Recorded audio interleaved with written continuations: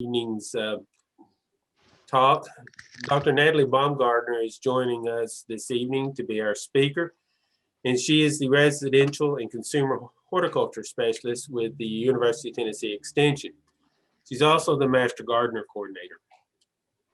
And she is going to be talking to us today about planting and planting, and then a little later, some other aspects of the gardening. So unless there's something I missed, it's getting started, we'll get ready to turn it over to her. We've got three folks monitoring the chat. So as we did in the last couple of classes, if you got a question, just go ahead and put it in chat, and we can bring it up at the appropriate time, even interrupt the conversation to make sure we clarify points that need to be clarified. And as I said in the first class, you got a question and you think you can wait till the Q&A part of the program, go ahead and put it in chat, and that way we can make sure it gets brought up. So without anything further, we'll go ahead and turn it over to Dr. Baumgartner. All right, thank you very much, Sheldon. I'm really glad to be here with y'all this evening. And of course, this is one of my favorite topics anytime, but especially this time of year. In fact, tomorrow, I have made myself wait until tomorrow to start seeding my trial tomatoes and peppers, but it is absolutely that time. So we are going to visit in this first discussion part a little bit about some of the terminology. So some of the common questions that we get in terms of open pollinated or heirloom and hybrids and those sort of things. We'll talk some about selecting cultivars. I want to tell you a little bit about our home garden variety trial. I know we have some folks on here, Ken and probably others who have already participated, but we are still looking for folks interested in joining in with us this year. We'll talk a little bit about planning and then some aspects of transplants. And the goal is for me to, talk for 35 or 40 minutes or something and leave plenty of time for discussion. But absolutely, as Sheldon said, I'm pretty low key. So if we come upon a topic that it'd be good to talk about right in the middle, then, we'll absolutely just do that. So a few basic botany terms when we think about the crops that we grow in our home gardens. Generally, we're going to be focusing on annuals. And so those are plants that grow, produce flowers and fruit if we let them mature that long, and die in the same year. We do have a few key perennials that we grow in our gardens, asparagus being one of them. In some of the cooler parts of the state, we have a few rhubarb growers, but for the most part, we focus on annual plants. Another key element that kind of goes into this botany is a pattern of growth that we refer to as determinate or indeterminate. And when I say those terms, you probably, the first thing you thought of were tomatoes. And so indeterminates are essentially kind of the natural growth pattern, which is for the plant to continue to produce leaves and stems and flowers and mature fruit all through the course of the season. In fact, tomatoes will keep producing flowers and fruit all the way till frost kills them if, they remain healthy that long. And so that's kind of our heirloom. A lot of our older standard tomatoes would fall into that category. Determinate is actually just a small genetic mutation that impacts that growing point. And so that growing point will then grow a set number of kind of leaves and side branches, and then it will terminate at the top. And you can't necessarily see it exactly in these pictures, but when there's fruit here on the tops of these plants, that is the main growing point. So it has terminated in fruit at the top. And if you have a common bush tomato plant or some really common determinants, you can go out and actually find where that terminal growing point is. So we think of this in terms of tomatoes. However, a lot of what we might call dwarf or bush type plants actually have some of these same patterns. So pole beans and bush beans are really kind of that same element of indeterminate and determinate growth patterns. Peas would be the same way. Of our larger standard peas that we need to support and provide cages or twine or something for, and then kind of those compact or patio peas, which we see a few more of. So that's kind of just a few basic botany. And then there's a few elements of kind of the way that we manage the genetics of plants. And so a lot of the terms that we throw around, actually probably what you hear the most often would be the terms hybrid and heirloom. But I think that it's probably easier to discuss these in terms of open pollinated and hybrid. So open pollinated would be plants that will come back true, right? So if we take a seed from that tomato right there in the middle is a brandywine. If we take a seed from that brandywine, plant it, next year we're going to get another brandywine, as long as, you know, we didn't have other plants close by and the bees brought in some pollen. So it's a line that will come true to seed if we save that seed. So a lot of our old standards as far as tomatoes were in fact open pollinated. In about, you know, the 30s, 40s, 50s, in that time frame, we started to get a lot more hybridization in terms of tomatoes. And so hybrid really just means two parental lines, two very distinct, very purposeful parental lines crossed.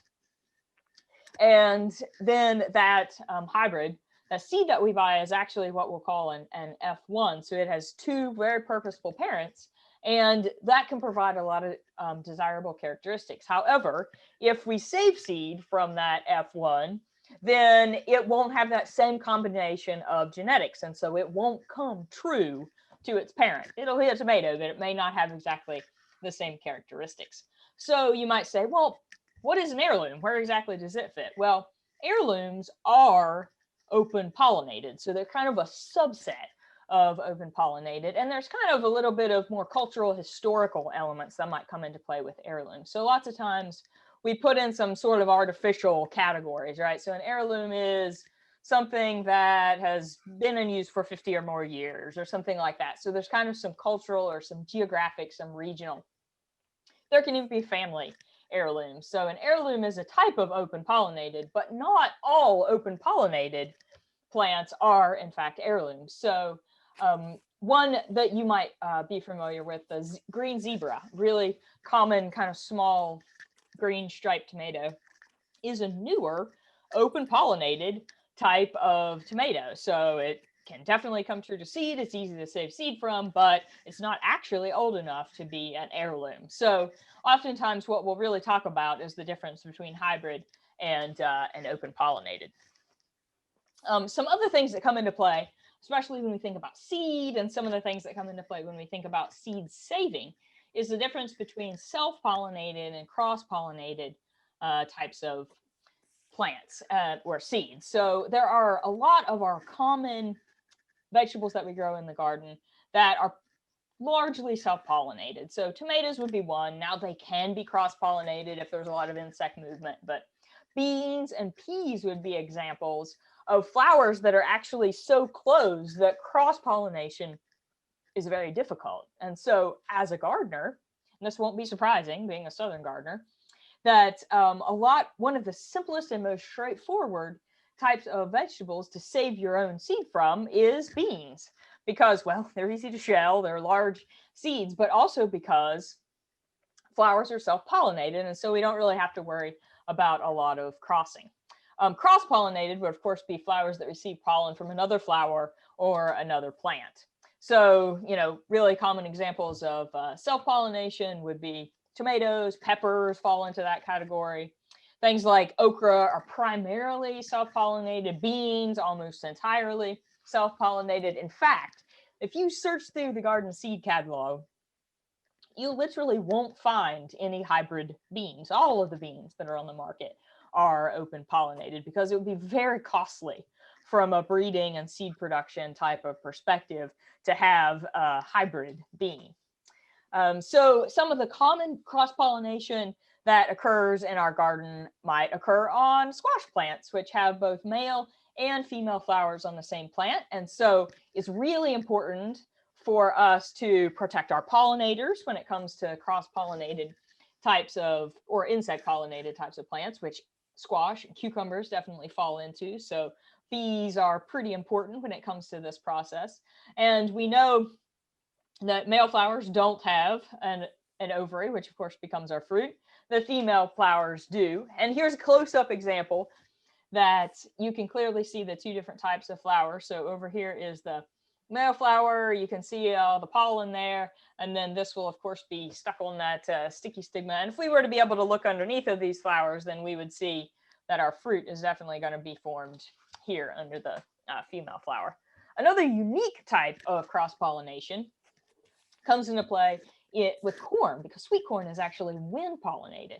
And so the pollen blows off of the tassel, and then it will pollinate each one of those little silks, and each one of those silks will produce a seed on a kernel on our corn cob. And so some very practical garden application is that if you open the seed catalog and you read through all of the many types of sweet corn that we have, you'll see little notes about very specific growing suggestions. Things like, if you're growing a super sweet, you want to grow it at least 250 or 300 feet or 10 to 14 days in maturity time away from, say, your traditional silver queen. And that is because some of the newer cultivars, like sugary enhanced, you might see it as SE in the seed catalog, or SH2 shrunken, are conventionally bred types of sweet corn that are slower in converting their sugar to starch in the kernel. So starch is, of course, the storage form of that carbohydrate, which is what the seed needs to, produce, to supply energy for the future embryo that comes out of that seed. However, as eaters, we kind of like it to remain tender and sweet longer rather than convert to starch. And so those sugary enhanced and shrunken will be slower in that conversion, which means we have a wider picking window if we wanted to ship it, things like that. However, the reason that we want to separate them in either time or space is so that we don't have different kernels being pollinated by sugary enhanced and, say, a normal sugary on that same cob, because there can actually be differences in textures of those individual kernels. So that's some really practical reasons why we pay attention to pollination in the garden. A few other kind of basic genetic things to think about is the aspect that as gardeners, we continue to have more and more options about disease resistance in our crops. So anytime you look on a cultivar, you'll see little abbreviations that will give you codes for what resistance that plant has. And so tomato would probably be one of the most common. And if you see those symbols VFN, that stands for verticillium, fusarium. Those are really two very common soil-borne diseases, and the N will often stand for nematodes, which are very, very tiny worm-like soil-dwelling creatures which can burrow in and damage the roots. You might also see symbols like the viruses, tobacco mosaic virus. Sometimes there will be different acronyms or abbreviations based on the scientific name of the plant. And so here's just a few pulled right from seed catalog examples. So this is Celebrity, one of the most common. It's actually a semi-determinate, so it's kind of in between determinants and indeterminates. And you can see this whole big list of resistances: verticillium, fusarium, nematodes, tobacco mosaic virus. So it'll be real easy to see what the disease resistance package are. This is a newer All-American Selections winner. It has a lot of those same ones that we talked about. You said verticillium, fusarium, nematodes. This is tomato spotted wilt virus, which is actually transmitted by thrips. And so it's one of our common viruses that we see. And there are actually some leaf disease resistance that are available in some of our newer tomatoes. So late blight has very high resistance to late blight, and early blight, which is probably the most common leaf disease that we see in tomatoes. And so it has intermediate resistance to early blight. When we look at some of our older heirloom type plants, we won't really have as many of those traditional resistances listed. So, there are pros and cons to the newer and to the older options. And depending upon what challenges we have in the garden, and we kind of pick our disease resistance based on what we have had issues with. I will say that in my experience, Cherokee Purple definitely tastes better than Mountain Merit. So, we're always we don't really have it all. We kind of have to pick what we need the most. One of the common questions that we often get kind of queries about when it comes to our home gardeners is, okay, do we really have genetically modified types of vegetables? And the answer is there are a couple, but they are commercial cultivars. So there are a few sweet corn cultivars that have some GMO resistance that includes BT or Bacillus thuringiensis. So they have some bacteria genes that give them resistance to some caterpillar types of feeding.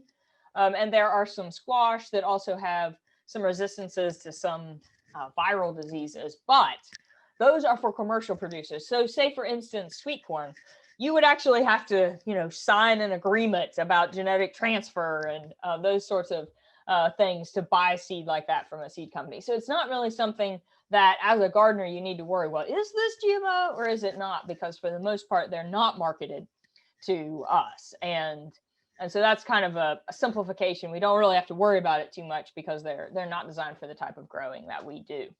And anything that is organic is not going to be genetically modified anyway. So that's a little bit about kind of the foundation. What does the terminology mean as far as disease resistance and some of the genetic nuances? And now we're going to talk just a little bit about some of the practical aspects of selecting crops and cultivars for our garden. I will admit that I am absolutely guilty of just buying seeds and hoping that they'll all fit. But if we plan ahead a little bit, it can save us money and time in terms of growing more plants that we can actually get in the garden, or time in terms of, say, for instance, these plants are a little bit taller and more gangly than would be ideal. So sometimes, a little bit of planning ahead will make sure that we have plants that are of the ideal size to go into the garden. And knowing what was in that site last year and being able to plan our rotation can also be a great way to proactively address crop health in our gardens. Of course, in many times we're going to be growing the things that we like to eat the best, and so sometimes the decisions are simple. But I always think that it's kind of entertaining to just think about, okay, if I want to be the most efficient that I possibly could in a small to mid-sized garden area, what can I really grow of different crops, right? So these would be examples of different types of crops that could grow in a 10 by 10 garden. So a lot of bean plants, a pretty decent amount of determinate tomatoes, fewer tomatoes if we're growing taller, wider, more plant material that we're going to see there in our indeterminate tomatoes. Quite a few cucumber plants, but not as many peppers, leafy crops or root crops. So this kind of gives us an opportunity to think about how to maximize the use of our space. And this is something that actually we see a lot in our home garden trials. We're seeing more and more people growing in raised beds. In fact, on our trial last year, for the first time, we had more than 50% of our folks that were growing in raised beds. Oh, I saw you raise your hand, kid. Is there something that we want to talk about? Yeah, Ruth had a question. Oh, okay, sure. About the 10 by 10 garden. All these things that you listed in there is not going to fit in that. You're only talking about 90 bush, right? Right. Yes, Okay. yes. That's a very good clarification. What I meant was each one of these bullet points, if you were to grow your whole 10 by 10 garden with just beans, you could plant about 90 beans in there. If it were all tomatoes, you could get 12 determinants. Yeah. Okay.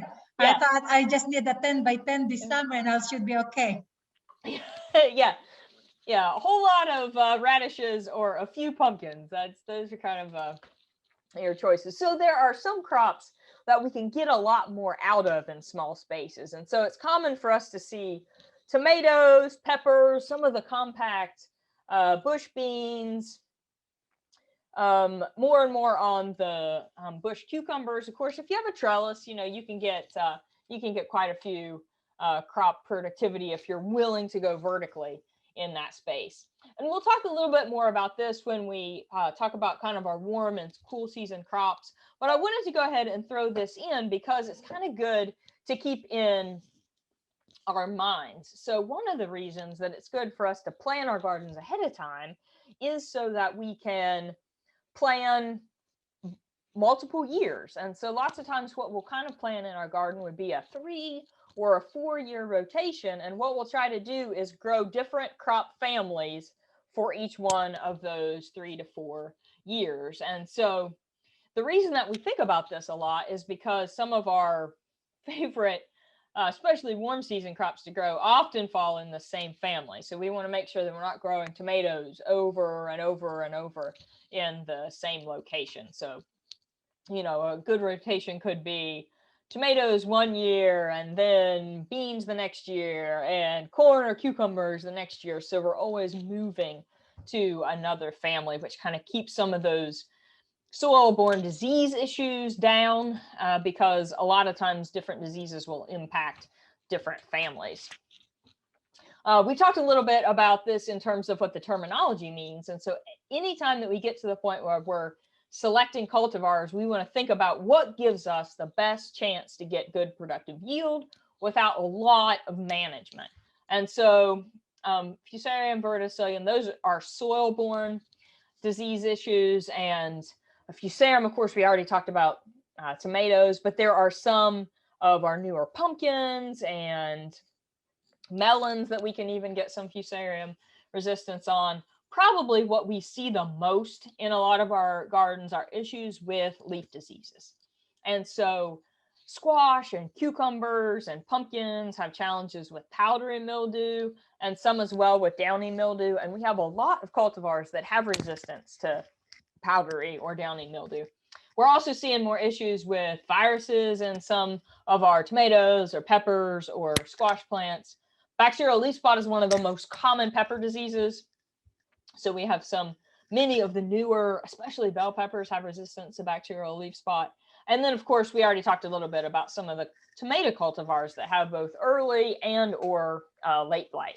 So how do we make our decisions about these cultivars? Well, we use the resources that we have available to us. And so there's a lot of trial work that is actually going on to help home gardeners pick the best cultivars for them. So All American Selections is a nationwide trialing program, and I've participated in it for some years, although the last few years I've mostly focused on our home garden variety trial, which is home gardeners in Tennessee growing and trialing different crops and then pooling our data, and we put out a trial report at the end of every year.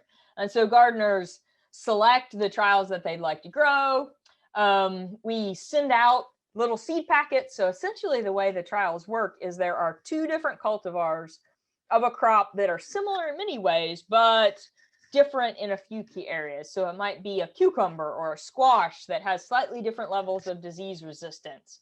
And you grow them side by side and then make a comparison. What yielded the best? What had the best germination? What had the best health? And so then you just fill out an evaluation at the end of the season. We analyze all of those from all over the state and then put out a trial report. So it is a really fun way to both, of course, grow produce for yourself, but also to provide information for home gardeners around the state.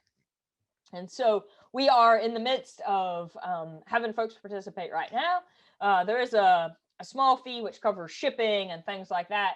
And it is also a little bit of kind of a buy-in because we want you to enjoy the seeds, but we also want you to send in the evaluation at the end of the season. So this is our bean page from a few years ago, but you can kind of see everybody gets to pick what it is that they want to grow. And then we've steadily seen an increase in participation. Last year we had to cut it off early because the mail room shut down due to COVID. But here in 2021, we're already above 150 people, and we're still taking in some applications and orders right now. So once we get to the break, I'll put the information in the chat box and we'll let y'all participate if that's something that sounds like fun to you. And then at the end of the season, we always put out a trial report so that you can see what everybody else liked or didn't like, or what they commented on about the different comparisons throughout the year. So this is what the trial report looks like. These are last year's zucchini that we trialed. We asked people, would you recommend it for other gardeners in Tennessee? And why would you recommend it? So last year, our best performing zucchini was this dark green zucchini here on the top, which was called Desert, and 86%, pretty good. Over 6 out of 7 people that trialed it would recommend it to other gardeners in Tennessee. And they would recommend it for health, for productivity, for appearance, and flavor. And the overall rating was about 9 out of 10 for Desert versus just a little over 6 over 10 for its trial comparison green machine. So we keep track of all of this, and then at the end of the trial report is actually kind of a summary of what people have found over the last 4 or 5 years. And so you get to see, you know, different cultivars. Some of them have been trialed more than once, some of them in different years, and you get to see, like, you know, here's a really good example, General Lee. We've tried it in 2 years, and it's been almost 7.5 out of 10 in both years. So you can kind of see that there's a lot of consistency in the cultivars that perform well. So that's a little bit about some of the tools that we have available as far as selecting cultivars.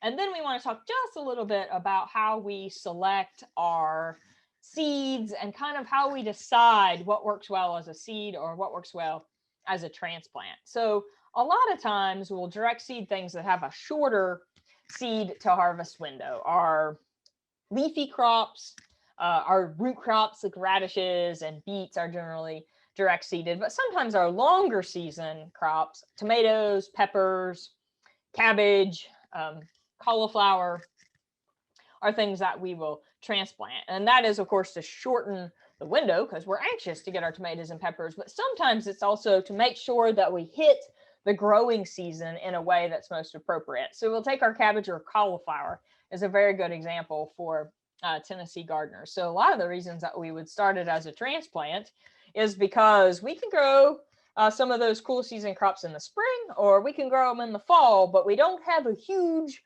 cool, appropriate growing temperature window for either one of those seasons. So if we want to get good cabbage or good cauliflower, we want to take advantage of those, 60 to 70 degree days every opportunity that we can. So we start a transplant early when it's still cool in January and February, so that we can put it in the ground in March as soon as it gets warm enough, and it can grow in those cooler April into May days, but not need to be maturing in the heat of June. So sometimes those transplants help us just simply get a head start, but oftentimes they're helping us get that crop to mature in the appropriate time of year. There's some very practical elements. Sometimes we'll start direct seeded plants simply because they have a large seed size and they're easy to establish, right? We don't really typically transplant our beans because they're much easier to establish in the ground. Sometimes we'll do seeds versus transplants for things that may have some struggles or some challenges in the transplant area. So a really good example for that would be our cucurbits. So that our cucumbers and our zucchini and our pumpkins are known to have sensitive roots, right? It's really easy to destroy their root hairs and stress them out, and the transplant can sometimes be a challenge for them. So oftentimes we might direct seed because there's not as much of a benefit to transplanting because they're so stressed out from the transplant process. So when we buy our seeds, we want to make sure that we don't buy 10 years worth, because most of our seeds are going to have anywhere from about a 1 to a 5 year shelf life. So tomatoes tend to be a little bit longer as far as how long they can last. Lettuce and some of those small seeded crops only have a 1 or 2 year shelf life. So it's just easier if we kind of buy this year's and maybe next year's supply, but not have years and years worth of seed, because warm temperatures or fluctuating temperatures, and in our neck of the woods, it's humidity that is one of the biggest challenges for keeping and storing seeds well, because when they absorb humidity, then it just really decreases their shelf life. So I actually have a lot of my seeds stored in, of course, the refrigerator, but I have some food safe little desiccant packets in there so that I can try to keep them as dry as possible. When we purchase our seeds, we have a few choices. So we can buy them raw, which means, of course, no coating. But there are some, especially if we're going into the ground when the temperatures are a little bit cool, like if you see pink on your corn seeds, that is a fungicide. And the cooler the soil temperature, the longer it takes that seed to germinate, the more benefit there could be from a fungicide. So there are, of course, these are raw seeds. Here would be an example of Thyrum, one of the traditional fungicides, but there are more and more options in terms of biological controls as well. So there are some bacterial products that you can coat or apply over top your seed. So, you know, there are even some organic options that you can use to kind of reduce some of the potential pathogens, those damping off, which are diseases. It's kind of a complex of diseases that can kill the young seedlings before they germinate. So there are lots of good tools that we can use to increase the health of our plants and even the ease of use. So these over here on the left side of the screen are pelleted lettuce seeds. So that is a clay material. You can even get an organic pellet. And that is just making that seed easier to handle. So if you're mechanically seeding on a big scale, these can be handy. Even if you're hand seeding on a small scale, they can be handy because they're much easier to deal with than the raw lettuce seeds over on the right-hand side. So that was a little bit about seeds. And then the last section that we're going to talk about in the seeds and transplant sections is certainly on the topic of buying and starting transplants. So if we are buying transplants, the things that we need to keep in mind are good, healthy green color. These are some pretty happy looking pepper plants from last year. Making sure that we don't have really stretched or elongated internodes, which can be an indication of low light, high temperature, or wrong fertilization. And we want to kind of keep our eye on any pests and diseases that we might see. So here's an example of some tomatoes that have dried out. You can see a little bit of that yellowing leaf. But what I really wanted to show you on here was these whitish areas on these tomato leaves are actually an indication of thrips feeding. And so thrips are a tiny, tiny little insect that are common in greenhouses. They're hard to completely eradicate from greenhouses, but they can spread that viral disease, tomato spotted wilt virus. And so we want to make sure that we kind of look over the leaves and make sure that there's no feeding damage. We want to check for any sort of sign of disease. These are young peppers that have some bacterial leaf spot, which is, of course, a bacterial disease. But the reason that we really want to be careful and inspect our transplants is because it can be carried on the pepper seed. And then you think about a disease that could be on that pepper seed, and you get a whole bunch of transplants really close together in a greenhouse where there's a lot of water and a lot of splashing. And so it's something that can spread really quickly in a transplant growing environment. So you want to make sure that anything that you take from a greenhouse into a garden is very clean and healthy, because even if you spray it, you know, there are some materials that are labeled for home gardeners, copper and things like that. It can reduce the impact of bacterial leaf spot, but it often won't completely eliminate it. So it's something that we want to make sure that we just don't bring home, and that way we don't have to deal with it. So damping off is kind of a common transplant challenge for us. We want to make sure that we're starting with clean, pathogen-free media. We want to make sure that when we're growing those transplants, we let the media dry out just a little bit on top, because sometimes damping off can be related to overwatering or poor drainage. If we see it, well, in our transplants or even out in our garden, it could actually be due to soil temperature that is too cool or poor air movement. It could even be occasionally due to kind of improper fertilization. 3 years ago, one of my friends from home was growing young transplants for the very first time. They just gotten a NRCS high tonal grant. And so she had her whole basement, which gets good light. There's a lot of outdoor light in their basement. And she had her whole tray trays and trays of tomatoes. And she was away for a little bit, and she'd ask her husband to water and fertilize it. And he came in and he fertilized them with, Miracle Grow, a soluble fertilizer, but instead of actually dissolving it, he actually put little pinches of fertilizer, granules in there, which seemed odd. But then, I thought about how you fertilize in the garden. You just kind of throw out the 10, 10, 10 by hand, but there's a whole soil body there to help that dissolve into. Anyway, they actually killed some of those transplants with salt damage over fertilization. But the best way to address some of those challenges with damping off is with good selection of the growing substrate. So we always want to start with new material if we're growing seedlings. And this mix right here that's in this picture is what we would call a typical germination mix. And so you can see it's mostly peat, but it has small pieces of perlite in it. And probably some wetting agent. Peat moss, if you've ever worked with raw peat moss, actually repels water. It is hydrophobic if it is completely dry. And so lots of times these commercial mixes will have a wetting agent in there so that you can actually get them to be moist initially. And the great thing about this germination mix is that it holds water well. It has a small particle size, but it holds water well. So it's good for small containers that are of this size. You can seed it all in an open flat. This is a little seedling tray that has about 20 different little rows. So this is the way I often do my trials, because I need, 15 plants of a whole lot of different cultivars. You can also grow really good plants in individual pellets. So there's lots of good ways that you can start your transplants. This is actually a good example of germination mix, but not in a germination tray. So this is in a full-size seeding tray, and you can kind of see a little bit of the green on top of there. This is germination mix holding too much water. So when we transplant our little transplants from this type of container into a deeper 6-pack, we want to use a growing mix that has larger particle size that will drain a little bit faster, because when you see algae like this, it's either being watered too often or it's just not draining as well through that media.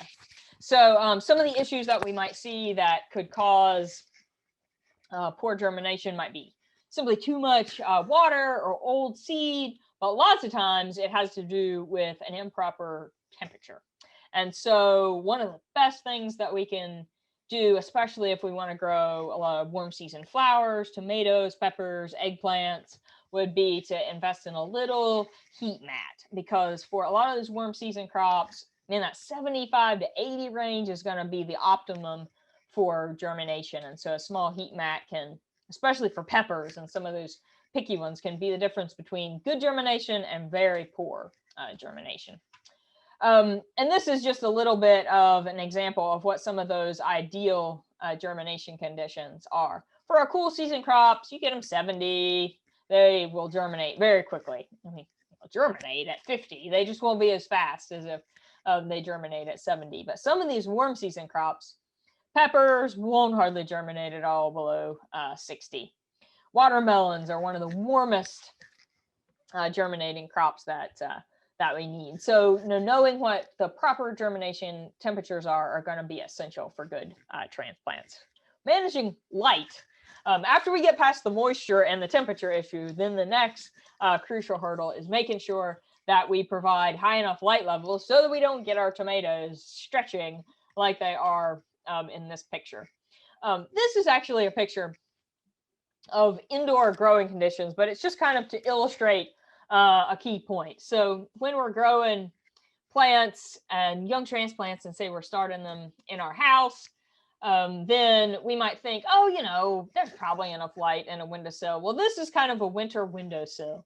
And you can see there's 50 foot candles of light. And you're like, well, what does that even mean? How many foot candles do I need? Well, about 1,000 foot candles, 16 hours a day, would produce a really good stocky tomato plant. You're like, oh, wow, that's like 20 times more light than I have right there. So if you're going to go good transplants indoors, you really do need to provide some supplemental lighting. And it doesn't have to be expensive. It doesn't have to be really complicated.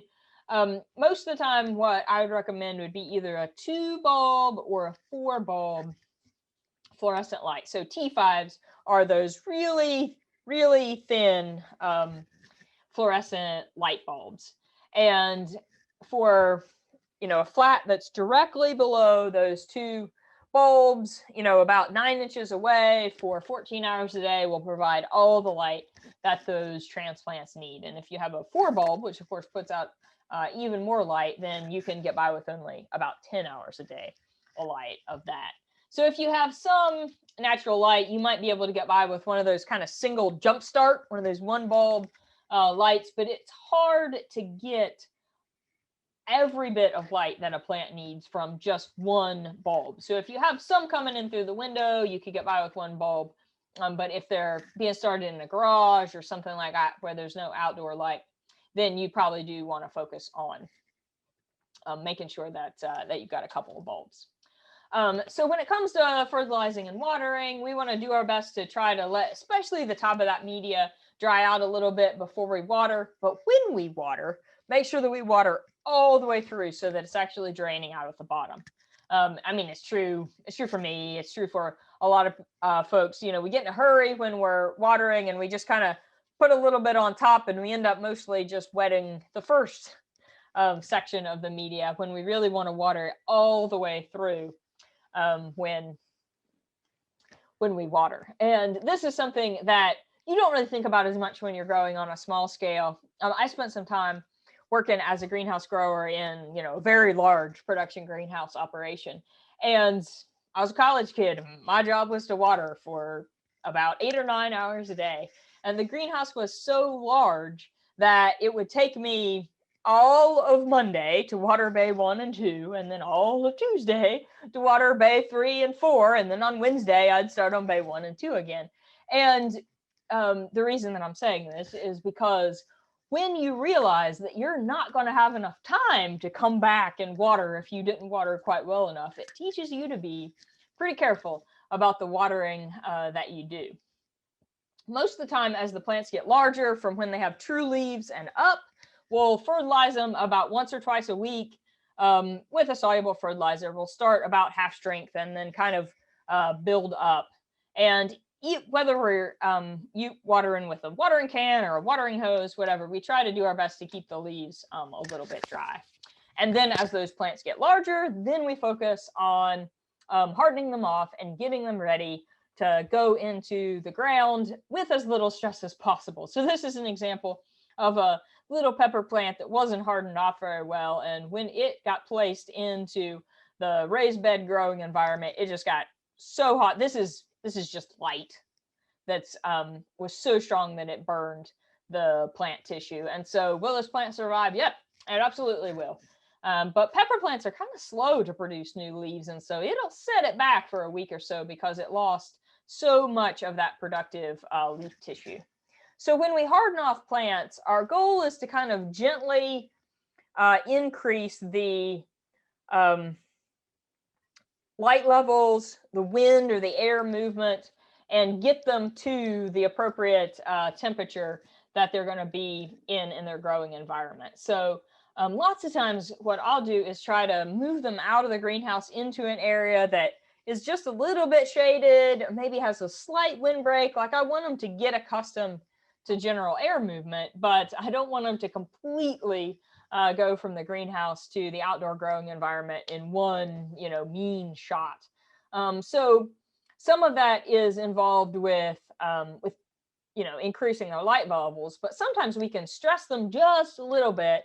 And what that does is kind of increase the carbohydrate accumulation in those plants, and increasing the wind or the air movement or decreasing the humidity can also help them thicken that cuticle that's on the outside of the leaf. So all of that can help them be just a little bit tougher for when we move them in to the garden. So spacing out the water a little bit further each time can be a good way to kind of toughen them up a little bit. We want to be careful with reducing the fertility, because if we get them nutrient hungry heading into the garden, then it sets them back for their early growth. So this is just kind of an example of plants that are getting ready to be hardened boy, I hope this year is not like last year. Last year was maybe the most challenging year that I've ever seen to try to harden tomatoes, because we had frost up until the 10th or 15th of May, and it'd get warm and then it'd get cool and then it'd get warm and then it'd get cool. And I felt like I spent most of the month of April carrying the plants in from the greenhouse and out of the greenhouse because I didn't want them to get killed at night, but I wanted them to harden off a little bit during the day. Tomatoes, sometimes you can let get a little bit dry. I don't really want them to get much drier than this, but sometimes when you have late springs, drastic times call for drastic measures. But this is the last slide on the first section of all about plants and seeds. And so a few key notes, kind of take home points. We know that as gardeners, picking cultivars that have resistance to common diseases is a great way to start. And because home gardens are not the same as commercial operations, we need our own information and trials. And so that's why All American Selections and our Tennessee Home Garden Variety Trials are really important tools for you. Planning, there's never a bad time to do a little bit of advanced planning. Be picky when you're buying your plants at the garden center. And sometimes transplants can also be a great rewarding, but a little bit tricky. So it's important to pay attention to the nuances of time and temperature and good media growing. So I think what I will do is stop my share at that time so we can see each other if you guys want to visit about anything.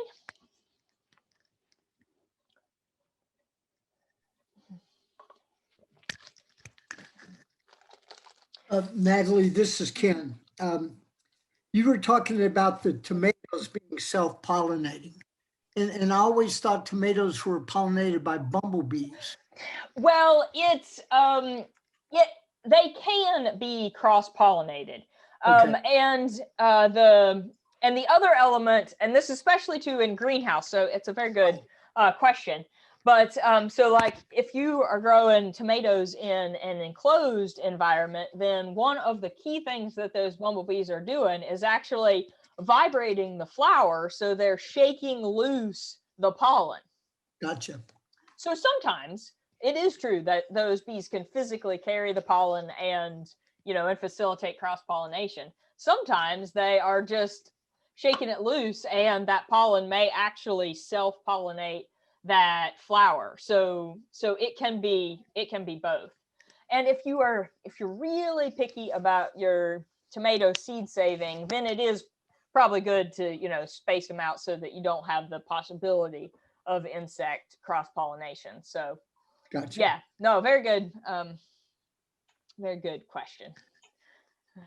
Ellie, you mentioned earlier that you have a trial going on. We can join the Tennessee Home Garden Variety Trials.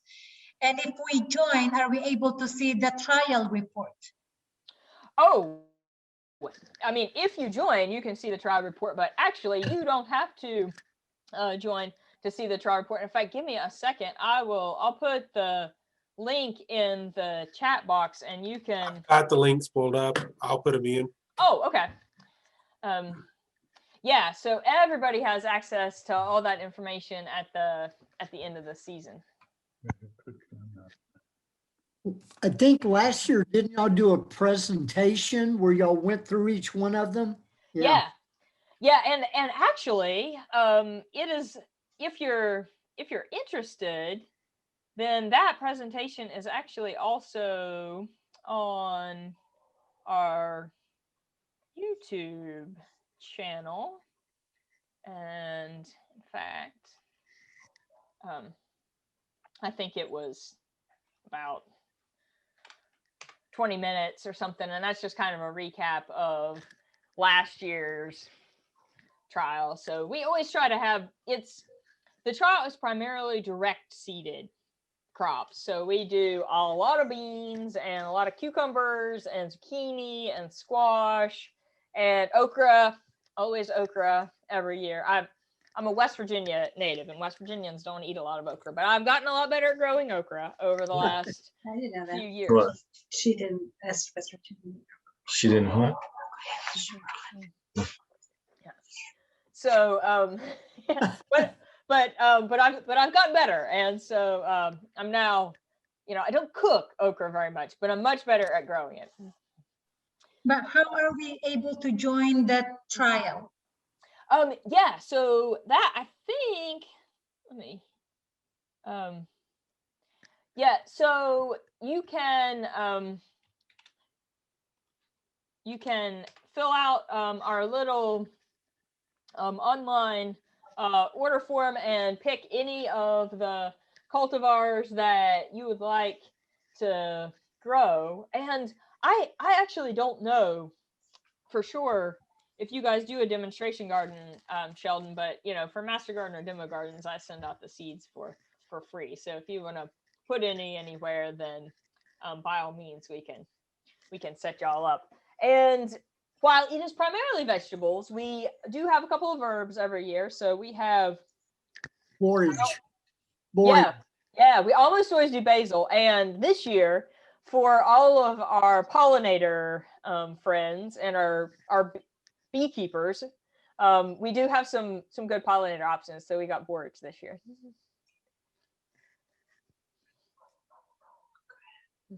Two caveats about the trials. Keep really good records and be very diligent about it. And keep the rabbits and the deers out of your garden. Yeah, it's for the first few years that we did the trials, I always tried to include some sweet corn, because sweet corn is just something that we don't have a lot of information on, and so I thought, well, this will be great. We'll get good information from her, and we got a lot of funny comments. Oh, the raccoons ate all my sweet corn, and they just didn't give me very good feedback at all on how it tasted. So we had a lot of fun with that, but we just didn't get very much data, and so we actually haven't had sweet corn for the last year or two because it was just so problematic as far as wildlife. Natalie, my wife and I have a couple of questions. One is, we've had a hard time germinating spinach seeds, and is there an ideal temperature and lighting situation for that, or what is the challenge with it? You are right. Spinach is a challenge. And so spinach, their ideal germination conditions would kind of be in that 60 to 70 degree range. Now they can germinate as far down as 40 degrees. Of course, they'll be slower. Have you had issues germinating like in the garden soil, or even as in transplants or everywhere? I have a grow light in the kitchen just to keep fresh leafy vegetables ready for salads or whatever. Anyway, so I've had an issue there. So it could be the house temperature. We live in an old house. Maybe it's possibly too cold, because I've been wanting it more in the winter time. Not as much problem in the garden. It's just more in the house under my grow light. But my lettuce is doing great. And you can do a little bit of pre-germination with spinach seeds, almost like you would peas or okra or something. Soak them a little bit until you just start to see a little bit of tiny radical emergence. And the other question I had was about LED lights. It seemed like they're for sale all over the internet, and yet we got one, and I'm not convinced that it does a lot of good. Well, and the challenge with that is that they're getting much cheaper, but are they really the light quality that is the best for plants? And so the hard thing about LEDs is that to really measure that wavelength, it takes expensive lighting. So sometimes if you buy cheap LEDs, you don't know if they're giving you what you wanted. So my favorite potential use of LEDs is you can now actually get white light LEDs. In fact, these that are on my bookshelf behind me are actually a white light LED. And by white, I mean, mixture of blue and red. And so you don't get that purple glow that the LEDs used to give you. But really actually more engineered for plant performance. So you can get them, as the single fixtures. But one of the handy things is you can now buy LED bulbs that are exactly the same size as T5s. So for between 15 and $20, you can get an LED light that'll directly go into your T5 fixture. Right, but they're just as good as fluorescents if they're the right wavelength. Yes, yeah, they should be very similar. The benefit, of course, is that they'll be a little bit lower energy use than what your fluorescents would be, and they should have a longer lifespan. Do you find the fluorescents give you some heat though? I just wonder from the ballast and things. I mean, They're above the plant, so maybe not. yeah, a little bit. And depending upon where you have them, it can sometimes be an asset to have a little bit of that heat. Okay. But the purple and purplish ones, they have the blue and the pink. Are those you feel like we should steer away from? But oh, well, the reason that I don't like them as well is because when we have them in our living they environment, look weird. Yeah. yeah, they're just and they're uncomfortable sometimes. Right. Like you get a little bit of eye strain. I mean, that's what we have in all of our greenhouses, a mixture of blue and red. But I like white for living spaces just because they're more comfortable to be around. Okay. Thank you. Mm-hmm.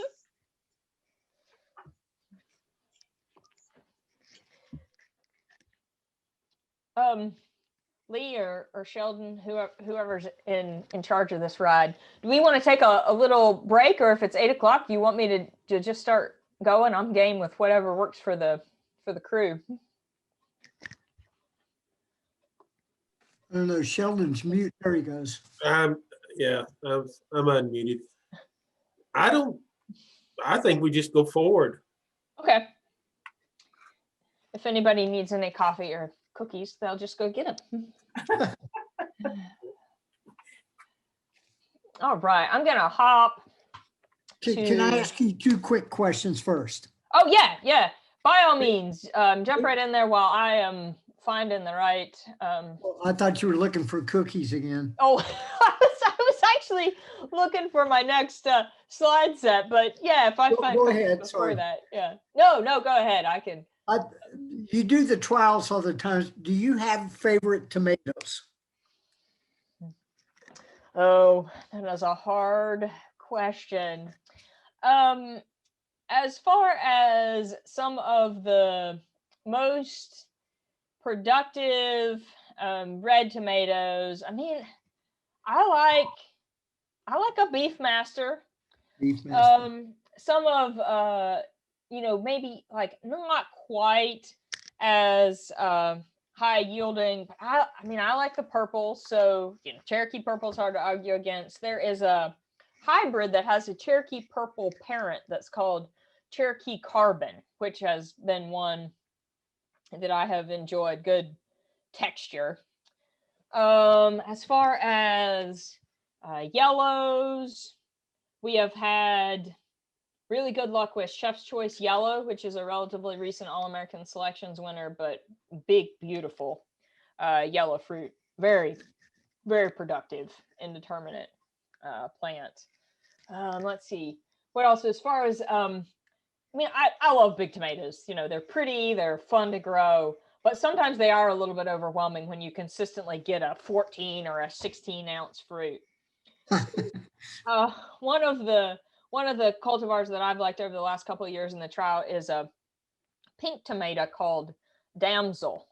And it does have some late blight resistance, and it consistently produces about a 6 or 7 or an 8 ounce fruit. So it's a nice, reasonable size slicer. And so those are Chef's Choice Orange is a really pretty orange one. I think all of those that I've named are indeterminates. When it comes to determinants, Lee, Ken, I say that every year my trial goal is to find something that can beat a celebrity. And I literally have not found anything yet that can out yield a celebrity. Well, that tells you something right there. Yeah. Yeah. One of the other reasons that I like celebrities is because they're a semi-determinate, so they have just a little bit more foliage, which means that if you get a little bit of disease or you don't you don't scald your fruit as fast as you do on some of the newer determinants that just, produce fruit all the way up to the top. Thank you. Yeah, absolutely. Okay, so the next little section is more details about cool and warm season crops, and we're going to get into kind of the general groupings, but also some timing and dates and temperatures and things like this. So we'll talk just a little bit about when to plant and how to plant some of those crop families, and then just a little bit about early nutrition and management and getting those transplants going in the garden. So we'll definitely have a little bit of overlap with some of the discussions that we've had so far about seeds and transplants and timing. This is actually a picture of a spring kale in the garden. Kale is a biennial, and so once it goes through the winter cool season, then it will be induced to flower. So, but it is a great overwintering crop for a lot of us in Tennessee. So when it comes to cool season crops and warm season crops, then what are some of the main characteristics? So of course, cool season crops do prefer cooler ideal growing temperatures. So 60 to 70 degree daytime temperatures is often ideal for their growth and productivity, as far as cabbage and broccoli and cauliflower and spinach, which is one of the most low temperature tolerant. Spinach, kale would probably be two of the toughest crops that we have as far as cool season. They can all withstand frost to a varying degree, and so that varies a little bit depending upon the species. Like head to head, I would always say, well, spinach can probably take some cooler temperatures than lettuce can, but it also depends a little bit on the maturity stage of the plant, as well as how cool the weather has been. So if we can kind of gently lower the temperature on our cool season crops in the fall, they'll go a lot longer into the growing season. The first fall that I lived in Tennessee, so this is like 6 years ago, I grew a fall lettuce crop and actually harvested that lettuce on January the 3rd. And it was gorgeous. It was beautiful. We generally don't get that quite that long in the growing season out of our lettuce, but sometimes if we get a kind of mild December, we can get even those moderate cool season crops pretty far into the growing season. So these cool season crops then either have a fall or a spring growing season. And of course, for a lot of our cool season crops, what we're really interested in is the vegetative tissue, right? So leaves and stems primarily. And what we want to do is make sure that we harvest these before they transition into producing flowers that would then, of course, get fertilized and turn into seeds. So lots of times we use terms like bolting. But for a lot of our vegetative, our leafy crops, what really that is the plant transitioning from vegetative to reproductive growth habits. So it took a whole wintertime cool season for that kale that I just showed you to start to bloom. However, we can do it a whole lot faster on our lettuce plants if we get them hot or highlight or long days. So a lot of these cool season crops, our goal is to keep them vegetative. So I kind of group these into, in some ways, this is a general sort of cold tolerance or difficulty level, right? So some of our pretty cold tolerant and pretty straightforward to grow. I think some of the easier to start with, spinach, mustard, and kale, collards are going to be some of our more cold tolerant. Radishes and turnips, pretty straightforward to grow. Down here in this middle category, lettuce is generally straightforward, but it can be a little bit tricky as a fall crop because lettuce does this thing that we call thermodormancy. And so if you get lettuce seeds too hot, they actually won't germinate at all. And so that tends to be in the, 95 range or something. Carrots, beets as root crops can be a little bit more time consuming than some of our leafy crops. And as a general note, beets, chard aren't going to quite be as cold hardy as some of our spinach and kale. Peas are one of those things that it's hard to find just exactly the right season, because it's so easy to get it, too warm in the April, May time when we're just starting to really mature and pick our peas. So our kind of our more time consuming and challenging cool season crops I put over here in level 3. So cauliflower is one of those crops that you really just have to get the season right. And most of the time in Tennessee for cauliflower and for Brussels sprouts, they're easier as a fall crop than they are as a spring crop, because our spring seasons warm up so quickly that sometimes it becomes a challenge to get these to mature well. Brussels sprouts, I often think of as kind of like a Christmas dinner sort of thing, because they're easier to grow as a fall crop. Now you still need to start them in July so that you can get them in the ground in August so that you can get mature. Potatoes, Irish potatoes are just a really kind of a specialty cool season crop, because we think of them very much as a spring crop, which is true, but they also don't withstand quite as much frost as some of these other plants. So we're trying to get them in early enough that that they can take some of those moderate growing temperatures, but they're not getting a lot of hard frost early in the growing season. The other thing that I should mention about cool season crops before I completely move on is that they tend to be shallower rooting. This is especially true for lettuce, for broccoli, cabbage, cauliflower. And so that means that they don't have as good of ability to withstand fluctuations in moisture levels in the soil. And so we need to be careful to provide them with consistent moisture. And because they don't have as deep a rooting depth, they also can't take advantage of nutrients in quite as much of the soil profile as a warm season crop does, which means that we need to pay closer attention to making sure that there's always enough nitrogen and easily accessible nutrients, because they're probably not, their root mass isn't mining as large a soil volume. So warm season crops, I'll just contrast that, tend to be deeper rooting. And so they're a little bit more resilient as far as low soil moisture. Now, resilient in terms of keeping the plant alive. However, we may have some losses in fruit production for, say, our tomatoes or peppers or okra if we let them get very dry.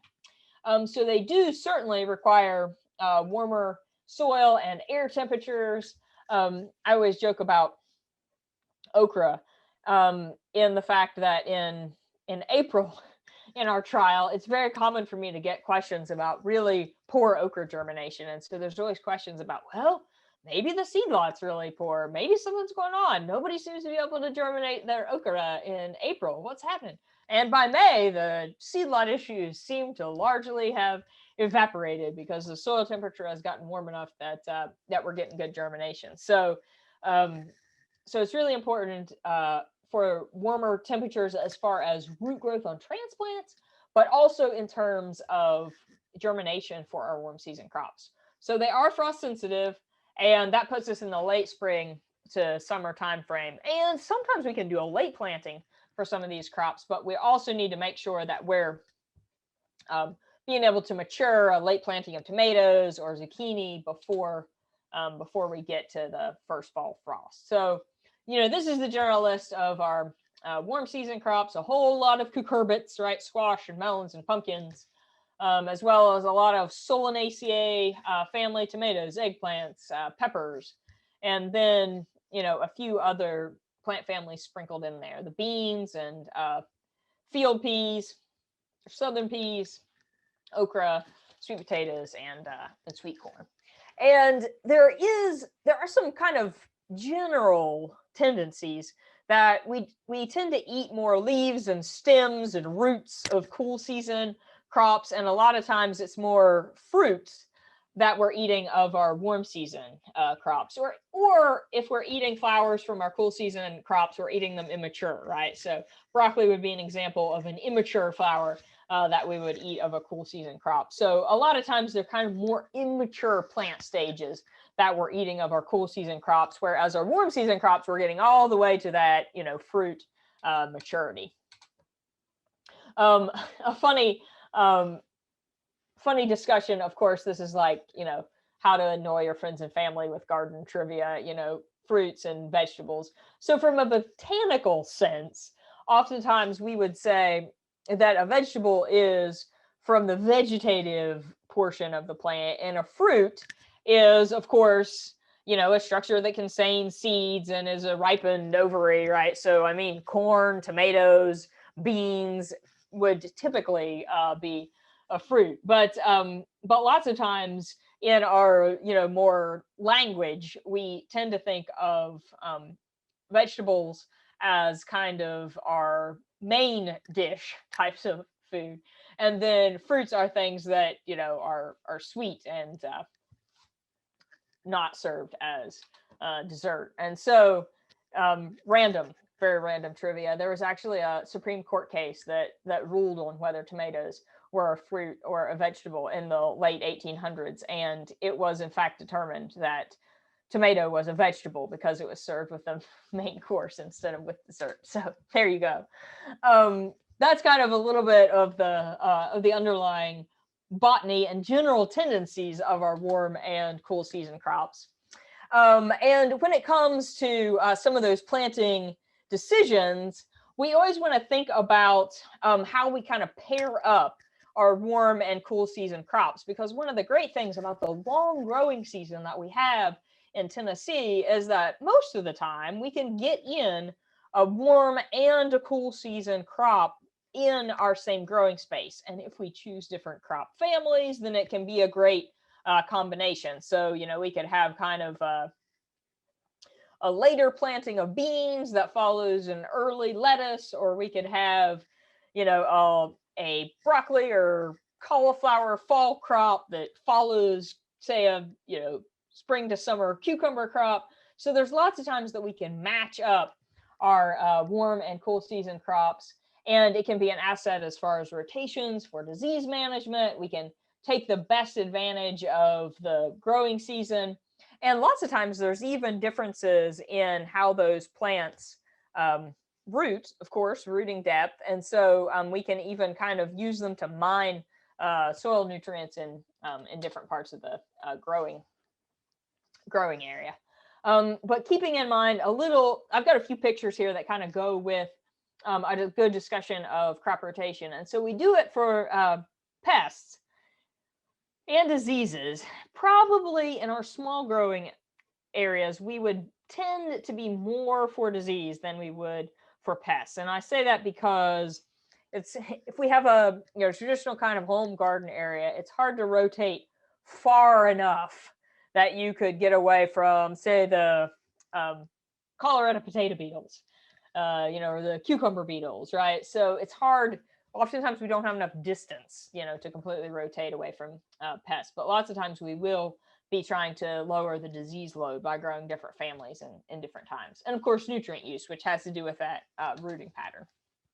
So the families we've already talked about, and these are just some general diagrams that kind of show what a crop rotation could look like. So this is the north side of the garden. So we have our taller crops, and then this would be more southern, so that they're not shading the north side of the garden, and we tend to have lower growing crops. And then each one of these little blocks kind of represents what could be in there in a year. And you could think of these as areas of an in-ground garden. You could think of these as different raised beds. I actually think that having 3 or 4 raised beds is one of the best and simplest ways to practice crop rotation. And so you can see that there are kind of various ways that our rotation is helping us. For instance, this is year 1, and then this would be year 2. So what you can see is that this corn right here is actually in the spot that the corn and or peas, that the beans and or peas were the year before. And what that really means is that corn, which is typically thought of as kind of a high nitrogen using crop, is growing in the area where we had legumes last year. So legumes have the ability to form a relationship with symbiotic soil nitrogen fixing bacteria in the soil. And that means that when their plant tissue decomposed, there may have been just a little bit higher nitrogen content that could benefit the corn that follows them. And so you can kind of see that our rotation is building in some benefits as far as nutrition, but also very different crop families so that we don't have disease carryover. And then in that third year, they're in the spot that they haven't been yet. So, we typically say 3 to 4 year rotations are good just as a proactive type of practice in the garden. So, we talked a little bit about planning, and now we're going to get more into just the details of selecting dates and kind of timing when things occur in our gardens. And so there are several interacting factors when we're selecting planting dates. Of course, the crop, we talked about warm and cool season, both what season of the year we're planting, but also how long that crop will take to mature. So whether it's in the spring or whether it's in the fall, and even just the current climatic conditions. So dates are useful, but we want to pay attention to what the forecast is coming up. And we talked a little bit about seeds and transplants. So of course, when we talk about dates to go into the garden, we want to keep in mind that if that was a tomato or a pepper or a cabbage, then we want to add 6 to 8 weeks, back from that date if we're going to be growing our own transplants. So there gets to be some time factors that come into play there. Other considerations that we want to keep in mind when we're talking about dates have to do with whether we're planting consecutive plantings. This is really common with leafy greens or with beans, with radishes, a lot of our direct seeded crops. And part of that comes into play because we want to spread out the yield from those crops. But it also comes into play a little bit in how risky we want to be, right? Because if I know that I'm planning on planting green beans for 3 consecutive weeks, or 3 times, but skipping weeks, whatever my planting pattern is, then I might be a little bit more risky on my first planting. Because, well, if the soil temperature is too cool, or if we get a cold night and I get some frost damage, it's not a huge big deal because I'm going to have a couple plantings that follow it. And those other plantings will pick up their yield and it'll be okay. However, if I can get by with a little bit of an early seeding date, then I'm going to really have some great green beans early in the season. And if we're doing consecutive plantings, we can kind of make that risk benefit analysis. If we're doing tomatoes and peppers where we're only really putting them in once and we've invested in the transplants, then we're going to be a little bit more conservative about our planting dates. Another thing that we want to keep in mind is whether we're using any season extension techniques. So these are useful in the spring, but they can really be useful in the fall because the fall we have warmer soil temperatures already from that long growing season and the solar gain that the soil has accomplished. And so we have a little bit more of kind of a reservoir of warmth in that soil in the fall than we do in the springtime. In the springtime, we're primarily, of course, capturing warm light. And this is a couple pictures from a few years ago down in the UT Gardens. And I had actually, this is the picture from when I harvested the lettuce on the 3rd of January. And so those are just a couple of different types of season extension techniques. So this is a low tunnel, and this is a row cover. And so the plants are very small under this row cover. Of course, we would want to make sure that they had room to grow under it. But you can see I've got a little board on this side and some soil anchor on that side. So our goal is to, kind of both keep it from blowing away, but also keeping from losing a lot of warm air out of the sides of it.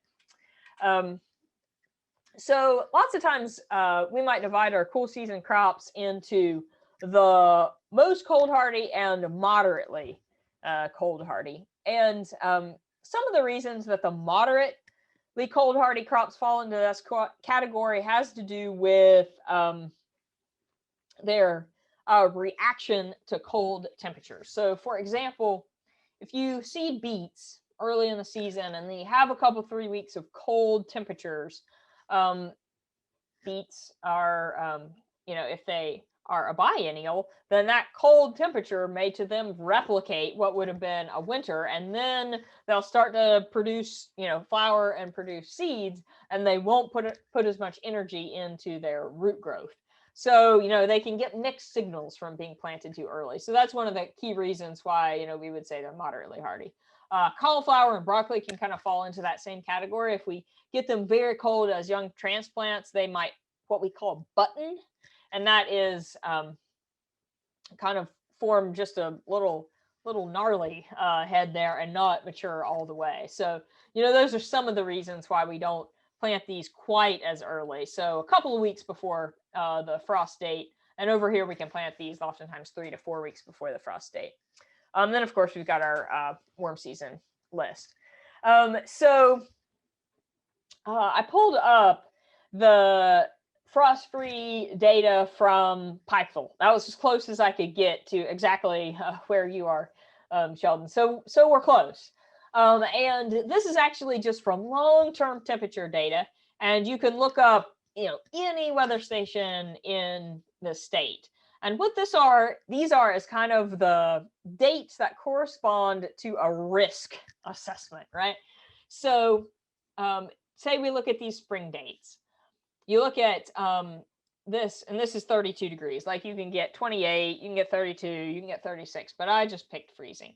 So in 9 out of 10 years, we will get a frost after April the 3rd. So, you're just not going to have a very good chance of getting warm season crops really germinated or growing, And our 50% date is, of course, the flip a coin date. So in 1 out of 2 years, you'll be safe, but in 1 out of 2 years, you will typically get a frost after that date. And lots of times when it comes to corn and beans and things like that, we might use that 50% date. If I spend a lot of time growing my peppers and tomatoes, then I'm going to be fairly conservative. And the 10% date is, of course, on only 1 out of 10 years will you have a frost after May the 4th. So, last year was definitely our 1 out of 10 years. And then this is kind of the opposite of that. So, in only 1 out of 10 years will you have a frost before October the 4th. 1 out of 2 years, you'll have a frost by October the 18th. And in 9 out of 10 years, you will have had a frost by November the 1st. So you can kind of mix your, your different crops by these planting dates. So, I may definitely try to get in a few beans in, the last couple of weeks of April, but I'll probably wait till the 1st of May. And these are just some dates that kind of correspond with this. So if we're growing a cool season crop and we know that our 50% frost date is right there in the middle of April, then lots of times we can plant that fairly hardy cool season crop, at least 3 or 4 weeks before that frost-free date. So, we're definitely getting pretty close to the safe lettuce planting territory right now. If we have lettuce transplants that are going into the ground, then we can definitely already have those seeded. One of the things that's really important to think about when we're talking about dates is that dates are very useful. They give us a framework, they help us plan, but we want to also have some kind of boots on the ground to know what the actual conditions are at the time of year that we're talking about seeding. And so a little soil thermometer can be a pretty good way to keep track of what's really happening and what's really possible in the garden. I have a little handout on this that I'll find the PDF and give it to Sheldon. He can pass it on for you. But this is some tests that were done years ago out of the vegetable production program at UC Davis. And what they did was just tested germination of a whole lot of different crops at different temperatures. And so we already talked a little bit about spinach. So spinach will germinate, at pretty cool temperatures. Now it might take it a while, but it'll be ideal, between that 60 to 75 degree range. These warm season crops, these cool season crops, what you see is that actually when you start to get really warm, they actually then start to take really longer. Lettuce, right around that 70 to 75 range is probably going to be your ideal. But when we think about our gardens in the springtime, I think some of the most interesting numbers are like cucumbers, for instance, right? So if we put them in the ground at when the soil temperature is 60, it's going to take 2 weeks. If we can wait till the temperature is just a little bit above 75, then it's only going to take 4 days, right? So sometimes waiting a little bit might not even actually cost us any time. That's especially true for some of our really warm season crops like watermelons, which really won't germinate well at these lower temperatures. And we can actually get good germination all the way up to about 95.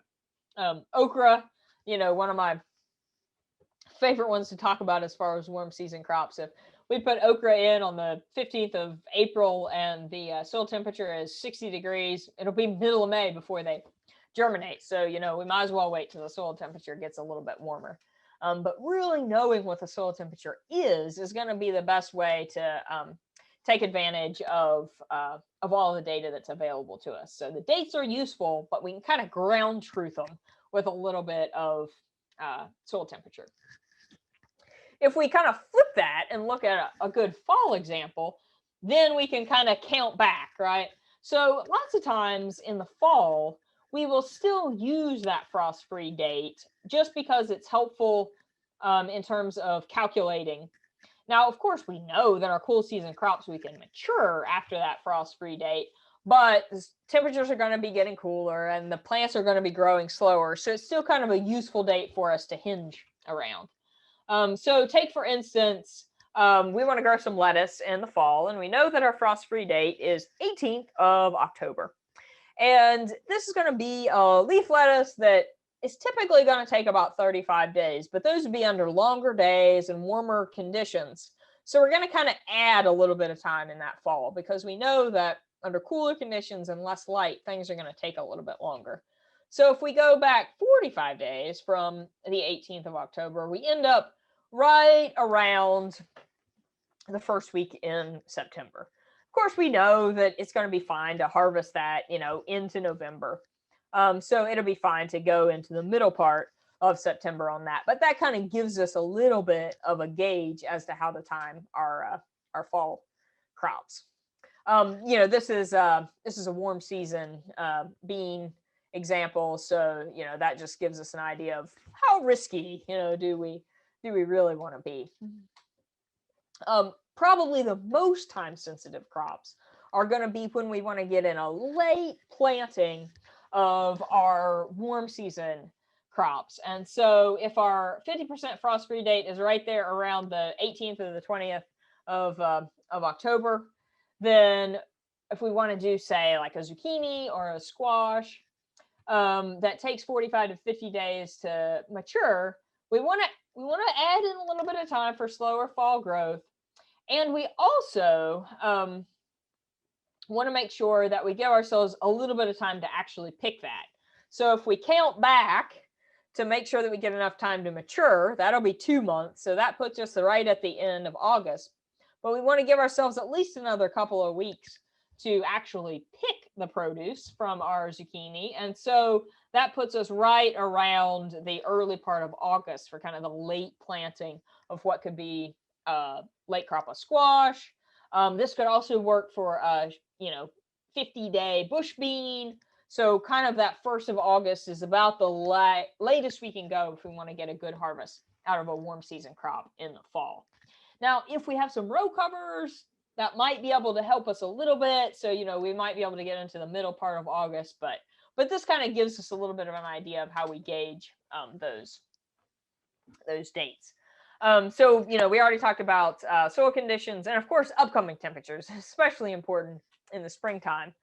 And then this is kind of a little bit of what I kind of think of as our time sequence in the planting season. So some of the earliest to go into the ground are going to be spinach, kale, onions. Then we move through some of our root crops, peas. I think beets, chard, kohlrabi can be some of the later cool season crops. Kohlrabi, I will say, has actually been pretty tough as far as summer conditions. One year I got a little bit behind on my kohlrabi and actually put kohlrabi transplants into the ground at the same time as I put in my peppers and tomatoes, and they matured really quickly. We had some great June kohlrabi, so I'm not saying it's going to be great in the heat of July and August, but it actually matured pretty quick in that May to June time period. Then when we get into our warm season crops, oftentimes the beans and corn are going to be the first ones to grow in. Cucumbers, tomatoes, eggplants really need 60 to 65 degree soil temperatures minimum. Some of our later warm season crops are going to be sweet potatoes, okra. Some of the reasons that I put the winter squash and the pumpkins and stuff down here is because if you plant your pumpkins on May the 15th, you're going to get pumpkins in August, which is sometimes a little bit less exciting than if you get them in October. For a few, then kind of the reverse in the fall. So we could do some late summer plantings of squash or tomatoes. Cucumbers, can mature in that 40 to 50 day range pretty. So a good late planting of cucumbers can be good. And then some of our earliest cool season crops to grow in are going to be the longest days to maturity. So Brussels sprouts, often, in August kind of planting. It's also true for cauliflower. Broccoli, we get a little bit, we can get into September sometimes on that. And then, a lot of those direct seeded fall crops can be a lot of September is available to them. So as we kind of close up a little bit of those planting date discussions, a couple of important notes to keep in mind. One is that days to harvest are always estimates.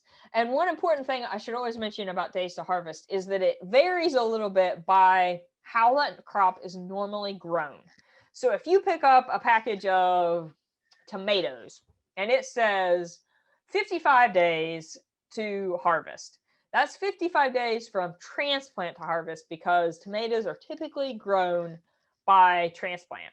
It would also be true for cabbage and broccoli. But if you pick up a package of lettuce and it says 35 days to harvest, then that's 35 days from seeding to harvest. So you kind of want to think about, well, how is this crop normally grown? So our zucchini, our squash, our cucumbers, our lettuce, our kale, those types of crops are going to be from seeding to harvest. And then if we grow up to the normally transplanted crops, then that's going to be from transplant to harvest. And we want to keep in mind that transplanting is not always directly additive or subtractive, as the case may be. So you can't just say, well, the lettuce said that it would be 35 days to transplant, so from to harvest. And if I put in a month-old transplant, then that means in 15 days I should be able to harvest.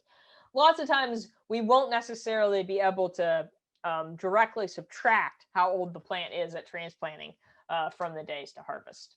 So in this last few minutes, I just wanted to throw out a few planting and transplanting tips. So of course, if we are going into a new site, we want to make sure that we've properly managed the sod.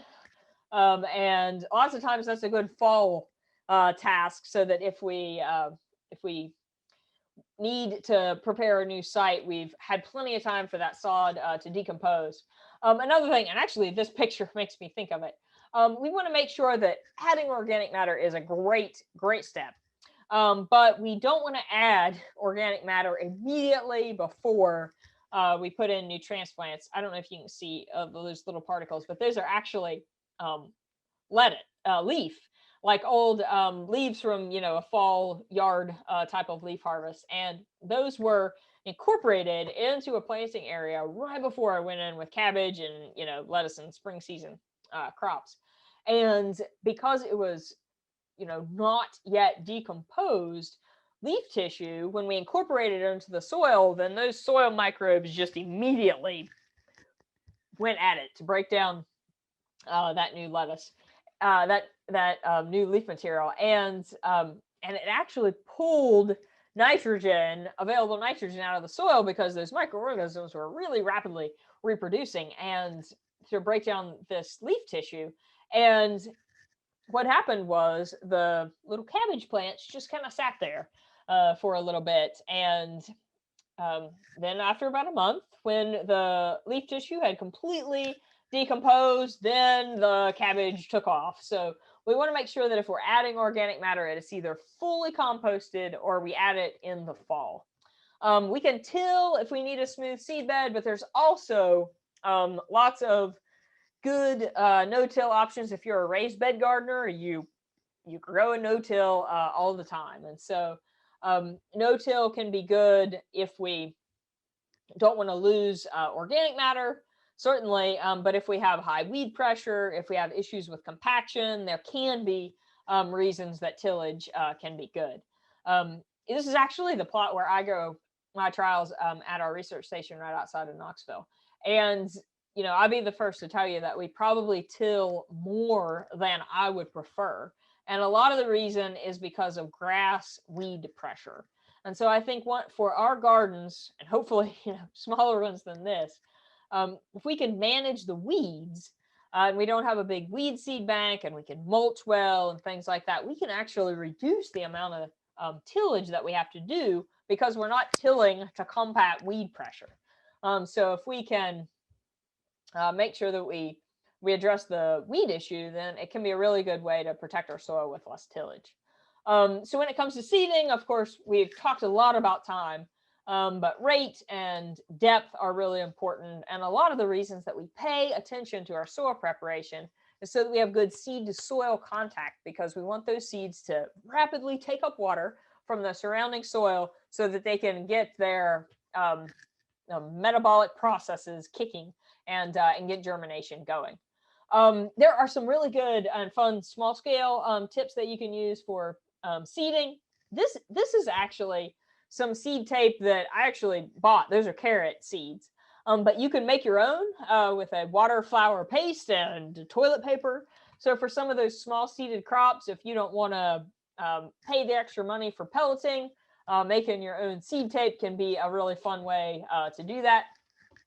When it comes to getting transplants in the garden, of course, we talked about being picky about our transplants as far as health and pests and disease. But picking the time that we put them into the garden is also really important. We want them to be well hardened off, but I always try, if at all possible, to transplant on a cloudy day.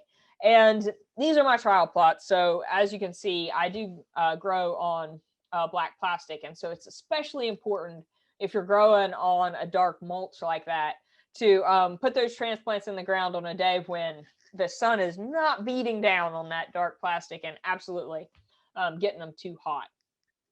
And then I always try to provide a little bit of starter fertilizer that can provide them with a little bit of nutrient encouragement right out of the gate.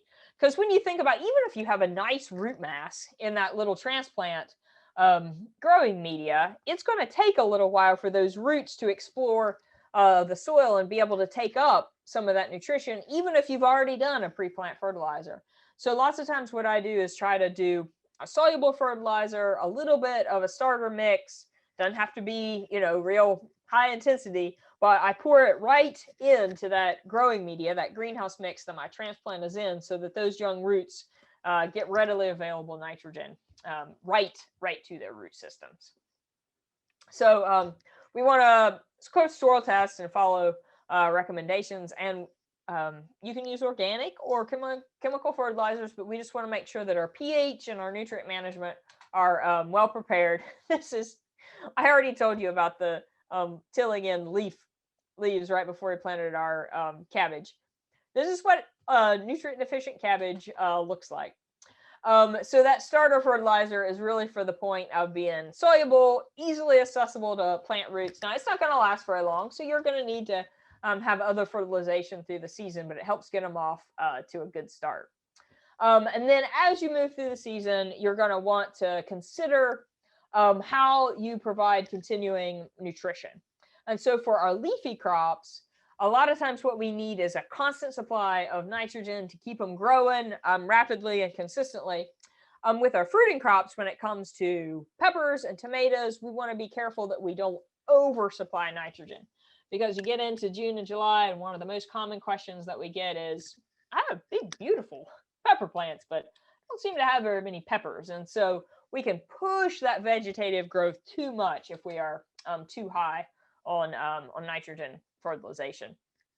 And a final note about transplants is that, we talked a little bit about row covers, good heat retention types of materials, but there's also some screening that you can use that can be a good way to exclude pests early in the season. And so if you're growing squash and cucumbers and things like that, and you struggle with squash bugs or with cucumber beetles, then this can be a good early season practice to keep those pests off of the young plants.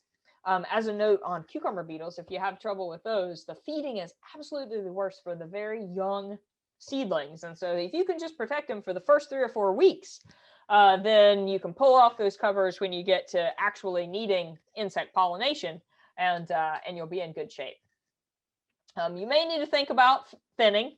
I am guilty of always seeding my beans and carrots and radishes and things like that too thick, but lots of times you can just have that thinning be one of the first harvests, and you'll be in good shape there. So just to finish up here, as we wrap up, understanding a little bit about what part of the plant we're eating and how that relates to cool and warm season crops can help us kind of tailor the nutrition and the timing, and especially the families for rotation. Planting dates don't have to be guesswork, but there's also, some ground truthing that needs to take place so that we can make sure that our calendar dates really do fit with our actual climate. And then once we get ready to get those plants in the ground, making sure that we're addressing the physical site, whether it be till or no till, whether there's adequate moisture there, and then making sure that the nutrient needs of the plants are ready when they're ready to grow, and get our plants off to a great start. So I think that is the end of what I had to present to y'all this evening, and we've got a few minutes here if you want to visit about something, or I'm game for whatever you guys need.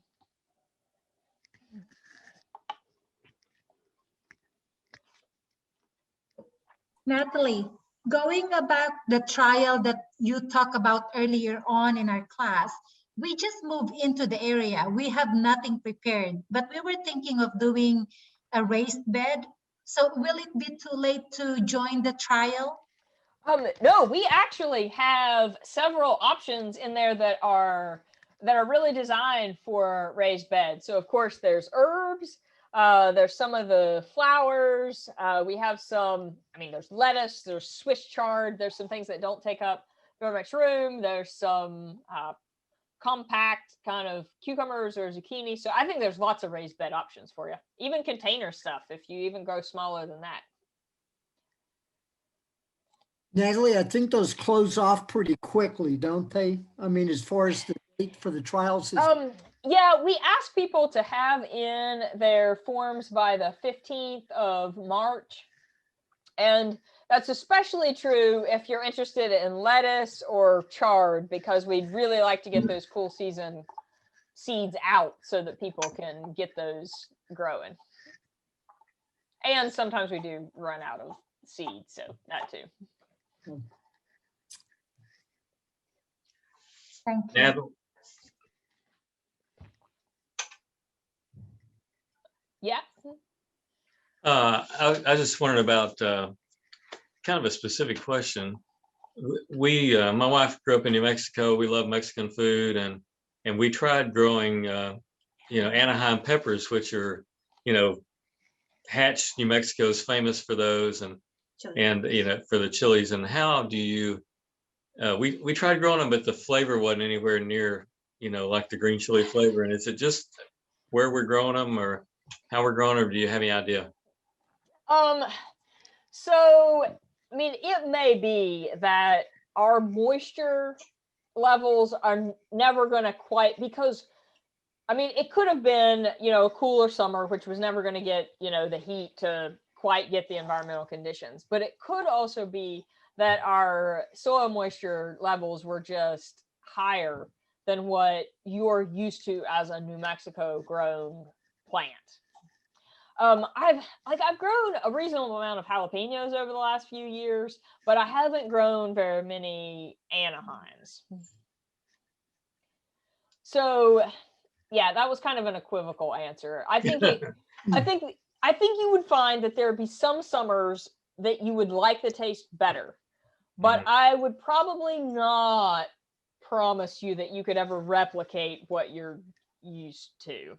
Well, they're known as green chilies, so should they be harvested earlier Green than instead of later? red. Yeah. And probably, you know, of course, as peppers mature from green to red, or from green to whatever their mature color is, your sugar content is going to go up. So it is going to change the flavor profile a little bit on that. Okay, thank you. We not hot pepper native eaters really like the colors, but you may actually like the flavor profile better with less of that sugar balance. You use it for the rellenos. The mic was off. So go ahead.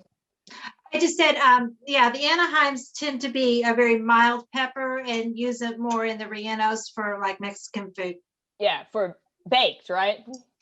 You blister, peel, take the seeds out, stuff it with cheese. Mm-hmm. Yeah, I've grown some poblanos, but I mean, I'm not even sure that, like, I probably wouldn't even be all that useful to you, because I'm like measuring the fruit number and the weight. So I mean, culinary wise, I'm probably not all that much help. I have a feeling it's trying to grow a Vidalia onion in some place besides Vidalia. You know, the seasons everything that goes into making a Vidalia onion taste special and whatever is hard to mimic, and it would be the same way growing Hatch chili here in Tennessee. Yeah, I think it would have a lot to do with soil moisture and just the stress level that is able to be placed on those plants. I'm not sure that we could quite replicate it. But grow them in a dry in a greenhouse, it might work. Probably have a friend ship you some too. Natalie, do we have any word on the field days this year, and what's the probability? Well, I can tell you what I know so far. To the best of my knowledge, Kevin Thompson's goal is to have Fruits of the Backyard, the Spring Hill field day, live. Okay. And of course, you know, that's one of our, like, you know, 75 to 150 people field days, and and I actually just talked to Jason Reeves today, and summer celebration is gonna be virtual. Okay. Making potatoes, or is that too far out? I haven't heard any specific details about the 2 Crossville field days, but I mean, I'll tell you, my hunch is that that Walt and Greg are gonna plan for outdoor in person absolutely as much as they can. Well, good for them. Yeah. Well, and I mean, I hope that by the time we get to, we're talking about early to late August, and even just in terms of like our Master Gardener events, I'm hoping that by the time we get to some of the stuff we have planned for September, that we'll be able to do in person. Yeah. And the dates for the steak and potato can, they've actually got it on the calendar for the part of September and not the first part of August. Oh, that's right. They did back that up. So it actually follows Fall Gardeners instead of, I think Fall Gardeners is the end of August and like August 30, whatever. yeah, what is it? Usually the last Tuesday, I think. Yeah, so, uh, can I plug something like the Tennessee Tree Day? Tennessee Tree Day, and that is on March 20th. And you have until this Sunday to buy your plants. So if you will go online for Tennessee Tree Day, the reason that's significant is the Sequatchie Valley Master Gardeners are also doing a soil day, soil test day on March 20th as well. So just FYI.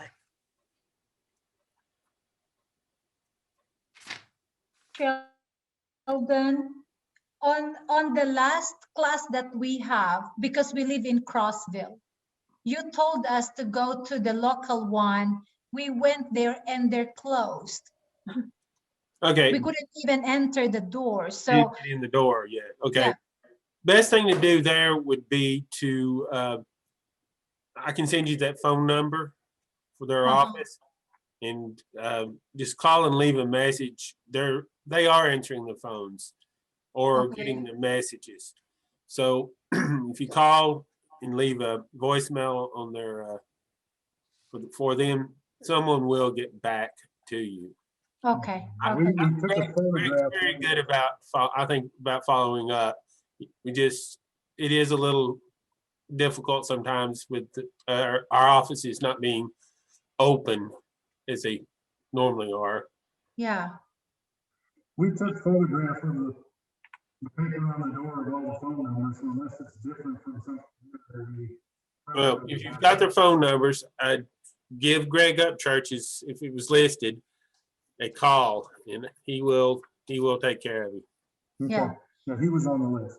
Yes. And then on the trial that Natalie talked about, she said that we have until March 15, but we're in a different county than you guys. We're in Crossville. So will that be the same date as well? Yes. Okay, Statewide. okay, okay.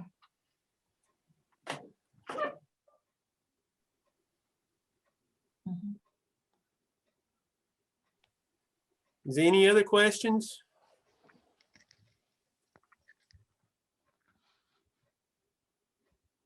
Oh, I think you muted yourself, Sheldon. So I will be able to send those out in case you didn't get them out of the chat.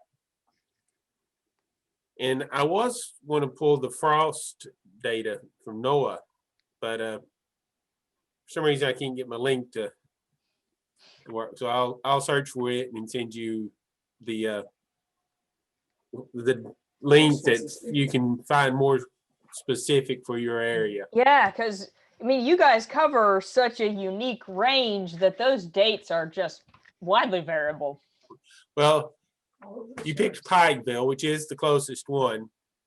We have the two that mentioned they were in Crossville. They actually live out between 4-H camp and the experiment station. So, you know, that's much colder than Pikeville. Yeah. And then there's those of us on the south end of the valley. That's a whole lot warmer. Yeah, you're more like Cleveland or Jasper or something. Yeah. Right. Yeah, and those on the hill that use Mother's Day, If you're lucky. if I'm, All right, so, you know, you was talking about dates in April. If they're anywhere on the plateau, they add another week or two Yeah. easily. Yeah, I mean, most of the Cumberland County crowd says, "Don't talk to me before May the 10th." Like it's just too risky for the warm season stuff. That's good to know. Thank Yeah. you. All right, any other questions, comments? thank you, Natalie. Yes, Appreciate thank you very much. Oh yeah, thanks for having me. I love talking about vegetables. So you guys had some great questions. It was very fun to join y'all this evening. We do appreciate it. And thank you. Thanks, guys. Thank you so much.